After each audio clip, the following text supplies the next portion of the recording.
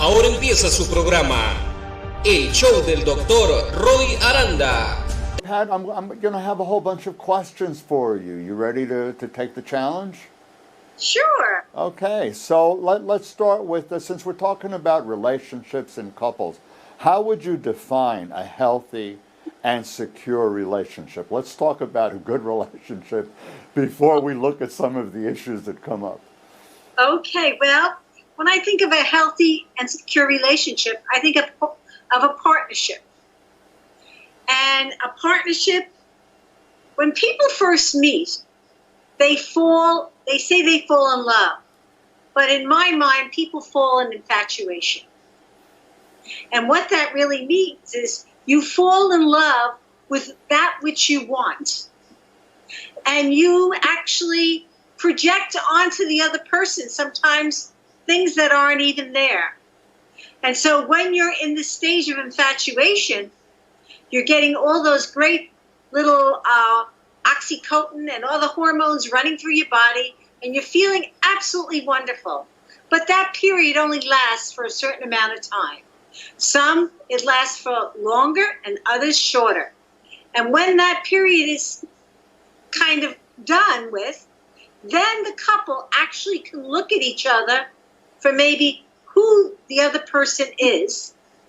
And then they start seeing, there's that popular song with all your curves and all your edges, all your perfect imperfections. And so then they start seeing the person for who they really are. And lots of parts of that person could be really great, but maybe other parts can be maybe not as comfortable in terms of what you thought they were. So by projection, just for the viewers,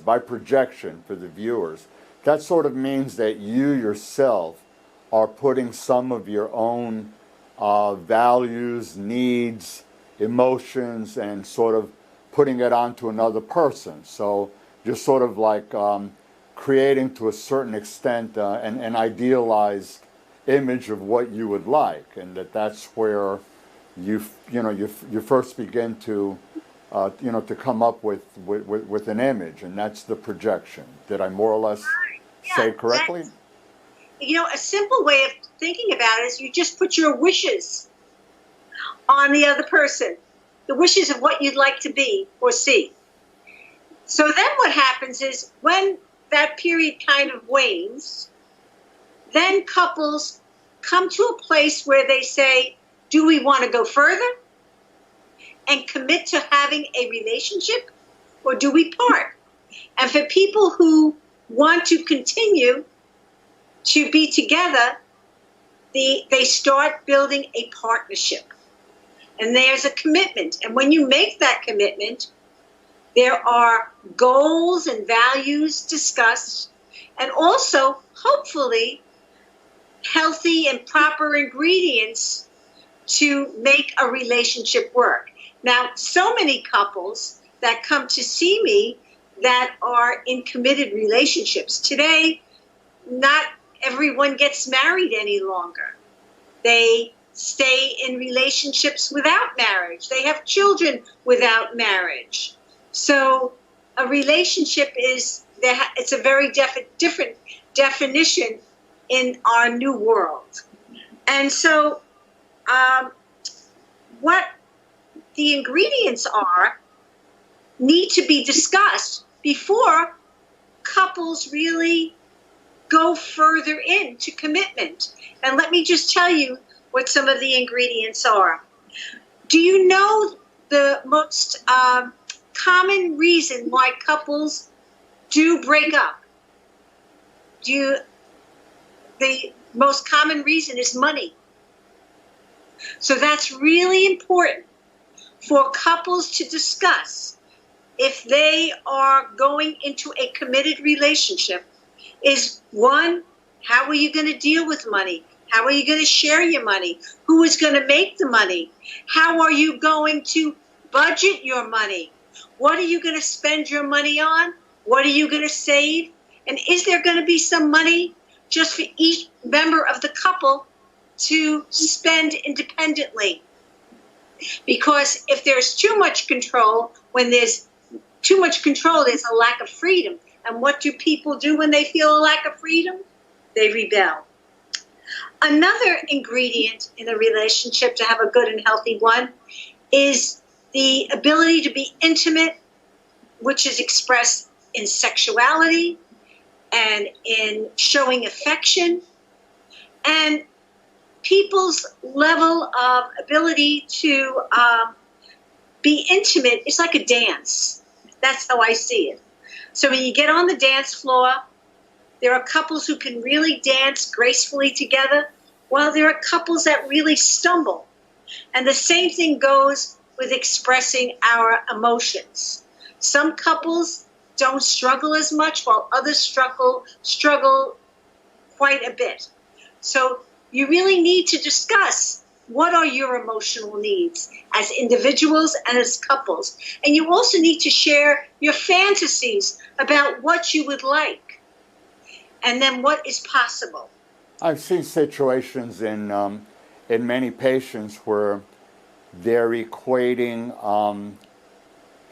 intimacy with sex, and lack of sex or withholding sex for any of a number of reasons is tied into, well, you don't appreciate me the way I do, or you don't love me, and they're sort of putting all their eggs in the basket in terms of sexual functioning, and not looking at other things, just like holding a hand or touching or sharing time watching a movie together or sharing a meal, and actually that can be just as conducive, if not more conducive, to developing intimacy. Well, it's very interesting that you say that. I see that when people commit, when a couple commits, immediately a dance begins for power and control. And then that is brought to the sexual relationship, because couples that are feeling powerless many times will use sexual expression to try to control the other. So it's really a matter of power and control. And in order to have the dance move properly of relationship, it needs to be shared. The power needs to be shared. The control needs to be shared. And what people say, well, is it always 50-50? No, it's really not always 50-50. It's some days 90-10, but then other days 30-70, and hopefully some days 50-50. So that's what happens, as I see, in a healthy relationship. It moves, it flows. Another area when you're in a committed relationship, if you are going to be having children, how many couples have come to me and they say, gosh, I'm in this marriage, we'll say they're married, and my partner only wants to have one child, but I really want 3. And I will say, well, did you discuss before you two decided to join as a couple and procreate how many children you wanted? And the person will say, no, I really didn't. I said, well, honestly, you didn't know your partner in this area. So then this is where it's really important that people start to talk and see if they can negotiate either to accept what their one child, or possibly maybe they'll agree to have another child or so. And we'll talk in a little bit about communication and how important communication is in a relationship. But before I do that, I'd like to talk about relationships with extended family. If you are going to be in a committed relationship, it's very important that the extended family is healthy enough and strong enough to be able to invite this new member, who is the spouse, into their family. And at the same time, it's really important for the couple to discuss how they see the incorporation of extended family. So a lot of this has to do with culture. There are certain cultures that They believe that every Sunday should be Family Sunday. I'm Italian extract and French, and I know when my parents were young, they were obliged to go see their parents every Sunday. That has changed over the generations. But it's really important for couples to talk about, well, what kind of time are we going to give our extended family? How important is that to us? While some families might say, it's not very important, I'll see my families on the holidays. While other people will say, no, I want to see my family weekly. And you really have to know what each partner really, how they view life and how they see it, and really negotiate that. Because I have more couples in my office fighting about, are we going to have to go see your mom or your dad or your cousin or your sister next weekend? And then I also get the complaints where, especially if families live close by, gosh, your family's always stopping in. They don't even call. And that becomes a bone of contention for the couple. How does all of this play out, though, during a pandemic where most people are being told to shelter in and not go out that much, and it's not like you're necessarily going to run off and see your extended family every weekend, or they're going to come over to visit you either? And I'm guessing that a lot of the viewers now are not in the market necessarily for going out. Certainly discos are closed, churches are pretty much closed. So some of the traditional avenues for meeting a partner, developing that kind of relationship have become dramatically limited. I guess we're talking about Facebook and LinkedIn and some social media, but I'm wondering how you see the pandemic playing a role in some of these kinds of decisions and coupling that couples have to make now. Well, I can say that one of the biggest areas that I know that I have heard from many clients and also myself and friends, one of the big disappointments during the height of the incubation period when we were staying in and isolating at home was the loss of being able to see the family. And I think for many people, what it's shown is the importance of family. I think that's one of the good pieces of this pandemic. It has shown people how important family is. So I think in terms of the pandemic, I think people have come to appreciate the importance of family. So the pandemic has opened up our eyes in many ways, and I did want to let the viewers know, because we focused on this before. We've talked about going forward and, what are some of the kinds of outlets that are available, and that not everything must be horrible because of the pandemic. The pandemic is horrible. Okay, that's horrible. That's something that we don't, there's nothing we can do specifically about the virus. But how we cope in our lives despite the pandemic is something that's still very much up for grabs. And I think that there are, there's a downside. There are inappropriate behaviors and negative consequences of some of our behaviors, but also there are some very good things. People have developed excellent coping skills. I guess they're reaching out to families more on Facebook or WhatsApp or Zoom and some kind of video platforms.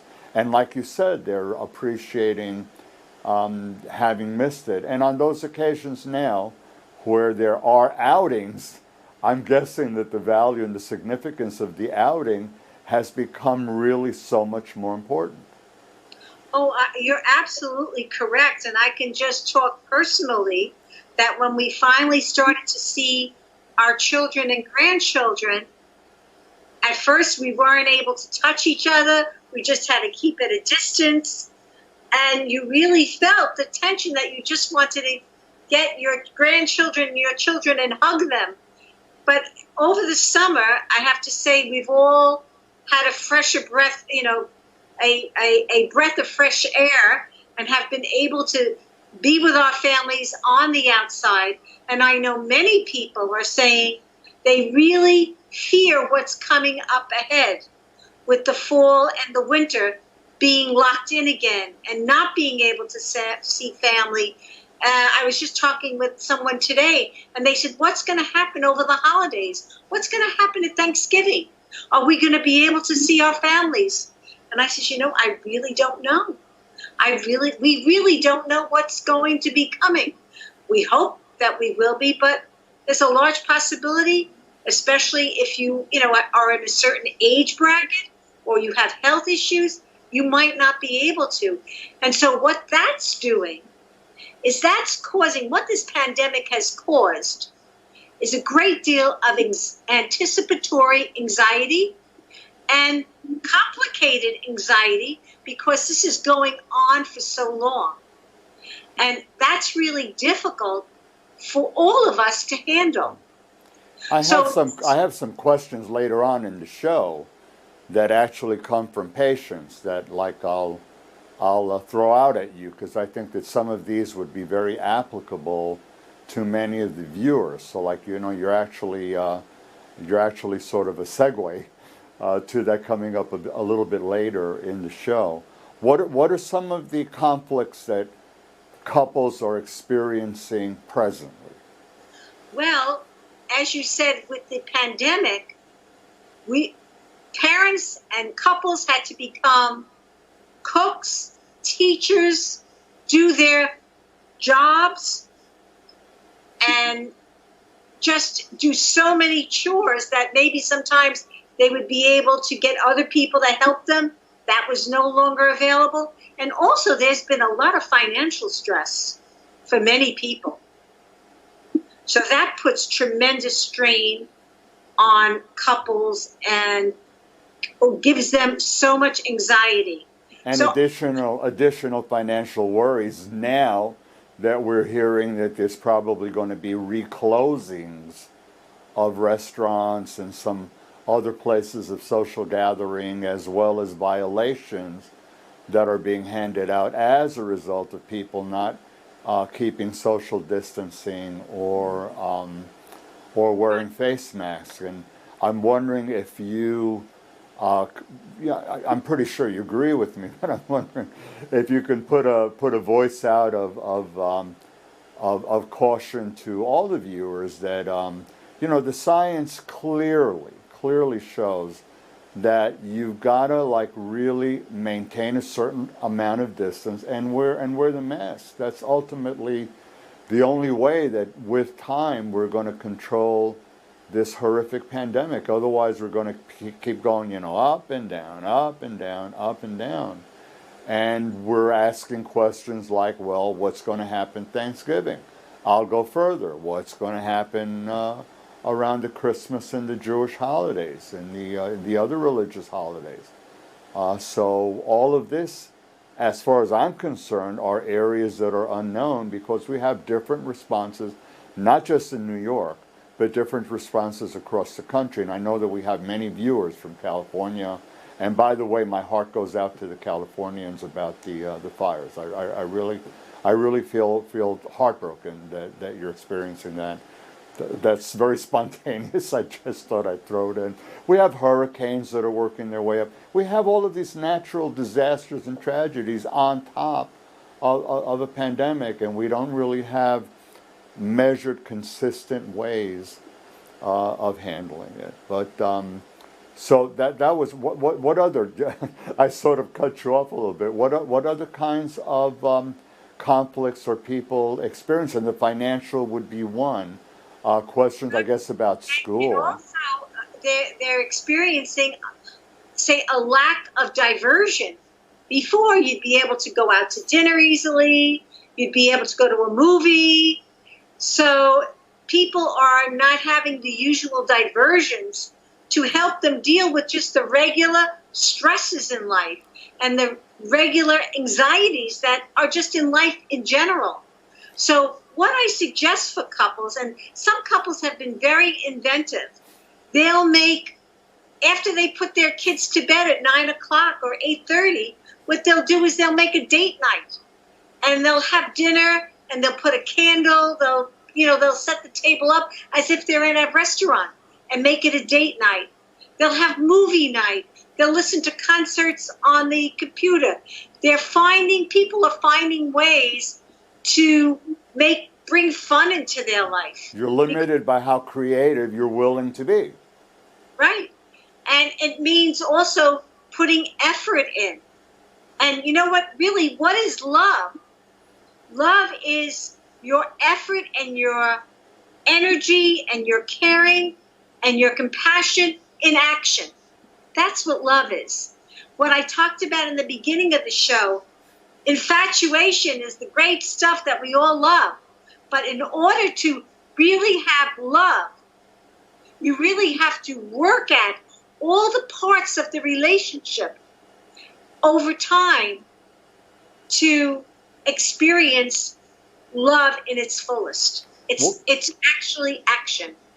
What are some emotions that, like, couples you're working with, or from what you've read or lectured about, what are some emotions that couples are experiencing now?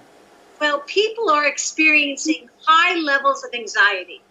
And I think this is not only for couples, but for individuals. Everyone is feeling a level of anxiety. And what I tell people to do, and we can do it right now, and I'd like the audience to do it, is, when a mom holds a baby, they hold the baby like under the arms. So what I tell people is to cross their arms like this when they're feeling anxious. Take a deep breath. And then put the intention that you would like to change or feel. And what I tell people is just say something like, I know I'll be able to deal with whatever it is, and I just need to help myself relax. So I want everybody to cross their hands, taking a deep breath, like say this? intention. Sort of like this? Yes. Or like a little baby. Okay. Okay. It's like you're loving yourself. Exactly. Okay. And then let out that deep breath.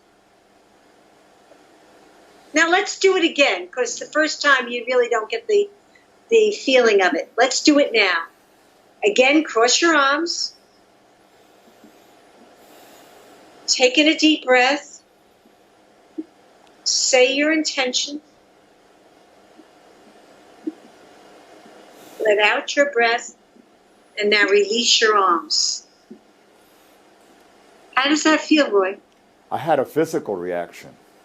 Yeah? What was it? A little bit of like goosebumps. I mean, it was a good feeling. Yeah. The breathing in and of itself is wonderful. I'm very familiar with that. But the actual, it's like loving yourself, not just sitting all the time blah, blah, and bland. But you're actually doing something to caress a body part. And obviously, the notion of holding a baby and burping a baby and all of that, that's a maternal and I guess a paternal instinct. I don't want to leave the men out, but it's an instinct that's so deeply ingrained that it has to come from somewhere. And remember, when we become overwhelmed with anxiety, the limbic part of our brain, which is the one that it gets all overwired, then our thinking part and our creative part just closes down. So when we do this exercise, we calm down the limbic part of our brain, and we're able to think calmer, and we're able to be creative with ourselves, and we're able to love ourselves. And you've heard the expression that you can't love somebody unless you love yourself. So you really need to start with self-care in a relationship to be able to care for another person.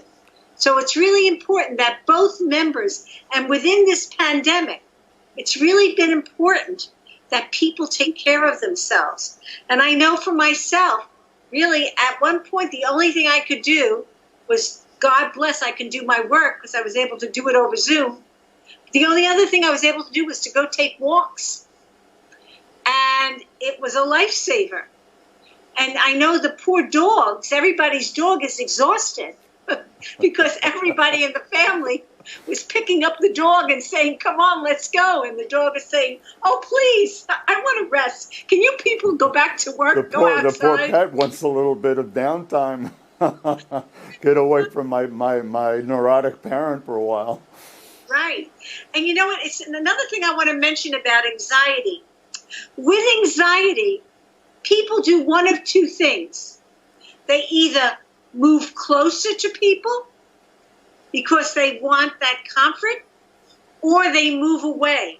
And it's all based on who you are and what your style is in terms of dealing with anxiety. Now, this is where couples get into a lot of problems. It's because if you have one person who likes to distance when they're anxious and the other person who likes to come close, what do you have? Conflict. Because you have the person who wants to be close running after the other person is saying, stay away, and then they're fighting. So that's one of the big issues that people talk about when they come into couple therapy. And I do put it in the model of the dance. You two have to figure out how you can dance where there's enough space for you as an individual, but there's also enough unity for you two as a couple. You know, the irony is that to the extent that one member can read the other member a little bit more accurately and respect that member's needs and give the space and distance needed, ironically, it's been my experience that that other person becomes more willing to get closer, and if anything, it bridges the gap and you start having less tension and more unity. I agree with what you're saying. And it also comes from patterns that are learned in your family of origin. How you were related to. Did you have parents that were maybe more distant and closeness was not really a part of the family interaction? Or did you have a family where everybody smothered each other? So it really is somewhat learned, and it's something that you are used to. So couples really need to be able to work out this anxiety dance. And many times people are fighting because they're anxious. They need to get this anxiety out of them. But this raises a very important question that I'd like you to address, because you mentioned it before. Obviously, people are not going to be necessarily magicians or that good at reading. You know, I guess with passage of time, some people learn to read the other member of the couple a little bit more efficiently and more effectively. But ultimately, we're talking about communication. There's verbal communication and there's non-verbal communication. Obviously, pulling away, backing off to a corner is non-verbal. But what sort of ways of, you have to open up the door in terms of communication. And yelling is not a particularly effective way of communicating, and totally shutting up and climbing up and not saying anything is not an effective way of communication either. So what kind of insights can you give couples in terms of making a communication that's not threatening, that's assuming ownership, so the person's owning the communication and delivered in a way that's not intended to threaten the person who's hearing the communication? You know, Roy, you just said something very, very important, that people need to own what they say. And what I do is I teach people how to communicate. Because when I think about a relationship, communication is to a relationship as water is to life. So what I help people do is to learn how to listen, and how to respond effectively. So what I do is I help people practice together how to listen and communicate with each other. So this is what I tell them. They need to listen. They need to repeat in their own words what they think they heard, and then respond. Did you want to do a quick example? Oh, absolutely. Because what happens is when people hear something, many times they become flooded with emotion. And they're not even really hearing what the person said. They're maybe hearing what they heard years ago or something that's being triggered. So when you get the person to repeat what they thought they heard, that really helps calm the anxiety. So let's do a little scenario. I'm the angry husband who feels that alienated because you're not paying as much attention to me as I'd like. So I'm walking around pissed off, pardon my language. but that's how I'm feeling. Okay. So what I just heard, Roy, is that you're feeling dismissed by me and I'm not giving you enough attention. Yeah, but you know this. I mean, come on, you know this. Every time I come here and I try to say something to you, you don't give me the time of the day. I understand. You sound very upset right now. Yeah, I'm upset. You'd be upset too if you were in my shoes. Yes, I hear that you're upset, but you're not doing what the therapist told us to do. I am validating what you're saying. And then what I'm going to do is let's see how I can be more responsive to you. So why don't we do this? Pay attention to me when I ask you to pay attention to me. What? You can pay attention to me when I ask you to pay attention to me and not be so holier than thou. Well, you want to hear? I would like to be able to do that. What you're saying is you want me to give you more attention. How about we do this? How about, say, after dinner, we spend 10 or 15 minutes talking about things that are important to you and to me. Would that be a form of attention? You know, that's not a bad idea. We usually don't do that. I'm usually eating, watching sports, and I don't particularly feel like helping you wash the dishes. So that, I guess that's on me. So, I have a great idea. So you're saying that maybe you would help me wash the dishes, and then we would have more time to be together. Is that reasonable? Well, I guess it makes sense because, you know, like you're actually the one preparing the meal. And I do want you to know that I appreciate that. I mean, you know, I didn't want you to think that I ignore that all the time. So I like the idea. I like the idea of like a powwow type of thing where we're talking a little bit maybe after a meal and, you know, maybe we can get together and, you know, I'm glad. It sounds like you're listening to me right now and I do appreciate that. And you know what? It makes me feel good that you're sounding softer towards me and not feeling angry with me. And I think this is the beginning of something that we can work on. Well, I can hardly wait to tell the therapist next time we get there. Yes. I hear this Dr. P, she's really wonderful. So, see, what you're doing is you're opening up the avenue to heal and repair rather than to just stay in the conflict or feel rejected or angry. But viewers need to know that it's not all going to be magical the way it was between us. And you have to work it. It's not necessarily going to be that every time you do it, it's going to work. But you have to be patient and try. And if you yourself are finding that you're having difficulty delivering your own message, and then you become angry as a result of it, probably the smartest thing to do would be to back away and regroup and come back another time.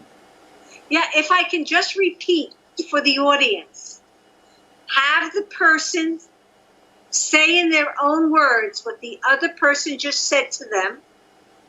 By doing that, you're validating the person, and usually their anxiety and their anger will decrease. And then you give a sensitive, warm response in return that addresses that feeling, and usually things subside and get better, and people relate better. You know, another problem that people come into me with is, you know, you mentioned before, Roy, about the other, one of the couples, the other member reading the other. Many times, a big problem is that one partner does not read the other. And that's really called emotional intelligence. And sometimes people need help with becoming more emotionally intelligent. So really what you need to teach them to do is to become better at making an alliance with their partner. And what does that mean? It means listening to them, showing them compassion, showing them empathy, showing them you understand. So that's really important. Touching, being affectionate, being willing to shed a tear every now and then. There's nothing wrong with crying together. I mean, we're living in an era that I think it's perfectly acceptable to shed tears when you feel that you're lost. You don't know what to do. I think that that's okay. You don't have to sit there and hold it in all the time and use I messages. I feel this way. I feel this way. Not you did this, but I feel this way. Well, you know, it's really important also in a relationship, and this is any relationship, not only couple, to show your gratitude. It's really important that we let people know that we are grateful for what they do, for who they are. And, you know, in order to have a good relationship, whether it's between husband and wife, partners, parents and children, is that people are able to be who they are, and there are no abusive consequences for who you are. So that means that you don't criticize the other person, you don't judge the other person, and you support the other person. And if you do have a conflict or a differing opinion, you communicate and talk it out. If you can talk it out, you can work through anything in life. I have found some interesting ways of breaking the ice doing communication.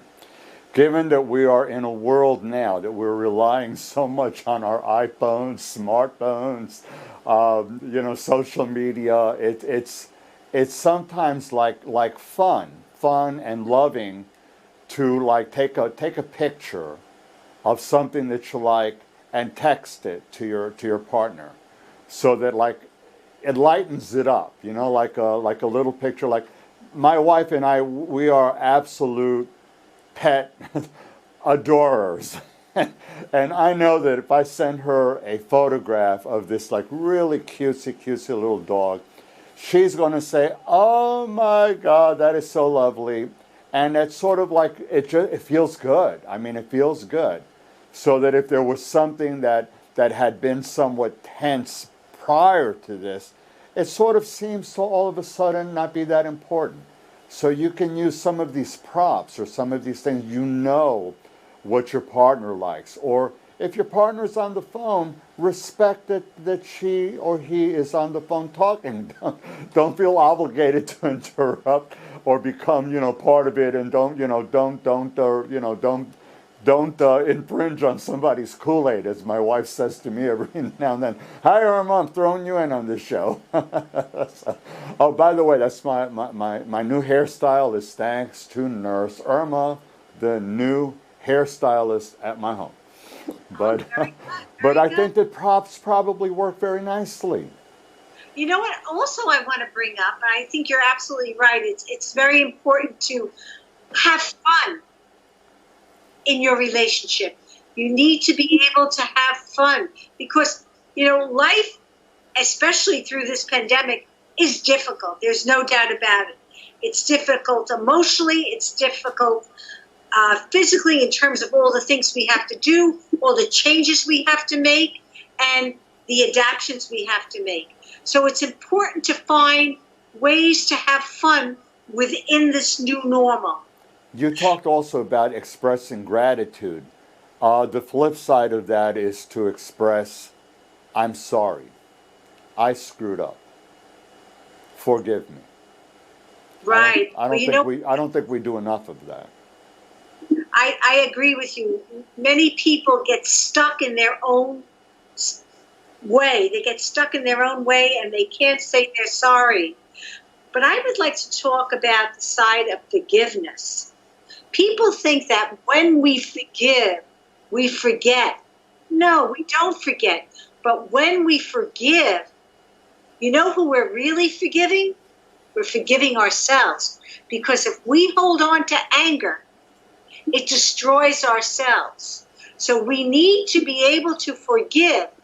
And hopefully the person that we're relating to can be remorseful and express sorrow so we can move on and take the relationship to a higher level than when we were functioning before we had a disagreement or whatever it was. Because with disagreements and arguments, many times the couple rose to much higher levels of functioning together when they solve that problem. Life isn't always just, oh, everything is perfect. And that's what people say to me. You know, in terms of life, are there many ups and downs? Look at our lives right now. There are so many ups and downs. We don't know which way we're getting hit. Are we getting hit with the tsunami of the pandemic, with all the things that are going on in our political arena, with the weather? The changes in the weather seem to be tremendous. So we're getting hit on so many different levels. So really what we need to be able to do is we need to be able to find ways to talk, resolve, forgive, so we can move on. You know, the adage, the old adage, don't go to bed angry, I'm sure fits in very nicely here. Maybe there's something to say about a couple right around the time of bedtime, whether it's together or not. You know, whether you go to bed exactly at the same time or not. But that might be an ideal time to actually, you know, decompress and any animosity or any tension that existed during the day, that would be a good time to put it aside and maybe just say a few words, you know, I love you, can I do something for you tomorrow, or what are we doing tomorrow, what's the plan for tomorrow, something, just not to take that anger with you to bed. You know how I look at it is that you have to be constantly falling in love again. And there's a song, a popular song, people fall in love in mysterious ways. It's maybe just a touch of a hand. So it could be just such a simple act of putting your arm around somebody, touching their hand, looking at them in the eyes, letting them know that you're there for them, you care for them. That's really important. And as times are very difficult, maybe we need to do more of that, showing our affection towards our partner in a way that our partner can receive it. Remember, it's not just about what you want to give to them, but you have to realize what they can accept. I can't believe how much we've gone on and on. I did want to at least ask you one or two questions from patients or viewers before we totally run out of time. Okay. And then, you know, we'll talk about resources, and I'll ask you to share a little bit of something about your website. But from a patient, I have here, my wife takes care of the children's schooling at home and many household chores. She's too tired for me when I come home. What can I do? Well, you know, this is a very common problem, and especially in the pandemic. The women are really working so hard, and so are the men. But if the man is out of the house and the woman, and they come home and their wife is tired, the best way to get to a wife's heart is through the children. Help her out with the children. Be with the children. Give her, when you come home after your dinner, you say, you know what, I'll put the kids to bed tonight. You go take a bath and relax, and then she'll have energy for you. Also, not too distant from that particular question. The children fight and don't listen. How do I set limits and rules? I think that that's very important. The rules, so that the viewers can have some idea of what to do with their children. Obviously, setting rules for ourselves as adults is not a bad idea either. Well, you know what? We human beings, we all want rules. Really, when you're talking about children, if you ask them to make rules for themselves, this has been studied, they are much tougher on themselves than parents will ever be on children. And maybe in another show we can talk about parenting. But what's really important with children is to tell them what you expect and then follow through. This is where parents really go off, is that they say what they want the children to do, but when the children don't do it, they don't follow through. So they're giving the message that you really don't have to listen to me. But maybe another show we can talk about parenting. No, that'll be good, because obviously there's much more than meets the eyes here. Although we've covered quite a bit, I did want to ask you one more question, and then before I get Oscar giving me that Oscar look, we'll go into the resources. But I did want to ask you just one more question.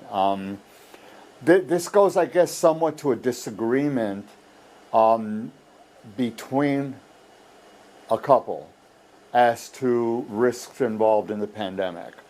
My husband takes unnecessary risks, and it makes me very tense and frightened. What can I do? Obviously, this applies not only to a husband, but can apply to a wife and to the kids. Well, this is a very, very big problem today, is that people are interpreting what they can do in terms of, you're talking about risks in terms of the pandemic? Yeah, risks going out. For instance, Yes. like with the college students right now, they're going out, they're hanging out, they're socializing as if there was no pandemic. And look at all the problems with schools right now. Right. Well, this is a very big problem, and it's causing fights in many, many homes, and particularly amongst the teenagers and young adults who are living at home, because the young adults feel that even if they got corona, they will not really get that sick, which is not really true. Some do get very sick. But what you need to do is you really need to sit and talk and tell them how you feel, and then set rules and limits. And if they're not going to follow the limits, especially for these college students, you're going to say you're not going to be able to live with us. If you're going to, put our lives at risk, or maybe there's an elderly grandparent around, you can't do this. So you're really going to have to be able to talk. You want to get their thinking. It's very interesting, Roy, but some people feel that this pandemic is not that bad, or it's not that dangerous. And, I'm not here to question that, but that's some people's thinking. So you need to really explore, what is the fantasy? What are your thoughts behind your actions? And then maybe if you can talk about that, you can come to a way to resolve what you are going to do, what you are going to allow in your home. Okay.